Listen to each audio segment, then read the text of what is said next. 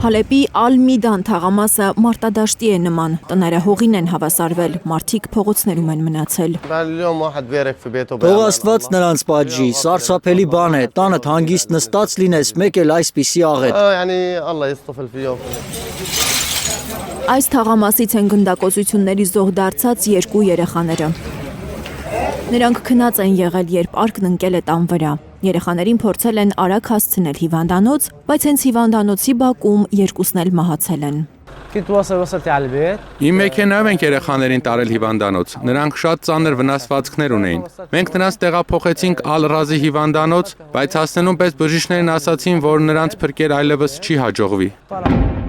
Այս պահին Հալեպում ակտիվ ռմբակոծություններ չկան, բայց կրակոցների ձայներ պարբերաբար լսվում են։ Հայլուրի հետ զրույցում պատմել է հայ առաքելական եկեղեցու Բերյո հայոց թեմի խոսնակ Մարիա Գաբրելյանը։ Նահանգապետարանի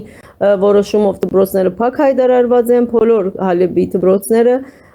եւ կորզունեությունների ցերնակներ միջոցառումներ եթե կան առայժմ հետաձգված են գացությունը նկատի ունենալով Ճիշտ է, որ միանհատ քրդական երկու շրջաններում մեջ դուրս գալը արգելվեցավ, սակայն ընդհանուր առմամբ ժողովուրդը զգուշ է։ Ըստ նրա, հայերի շրջանում տուժածներ չկան, բայց նրանք նյութական մեծ վնաս են կրել։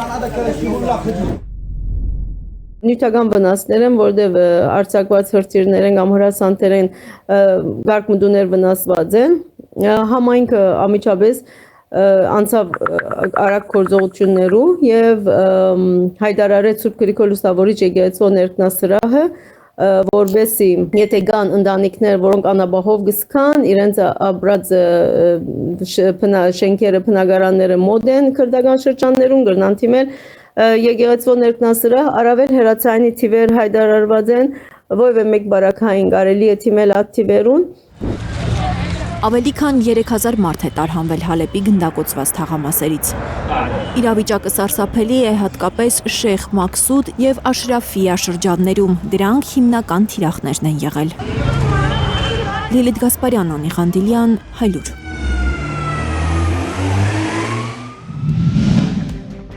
Հայաստանում եւ աշխարհում տեղի ունեցող իրադարձությունների մասին առաջինը իմանալու համար բաժանորդագրվեք մեր ալիքին։ Սեղմեք զանգակը, որ բաց չթողնեք ամենահրատապը, ամենակարևորն ու հետաքրքիրը։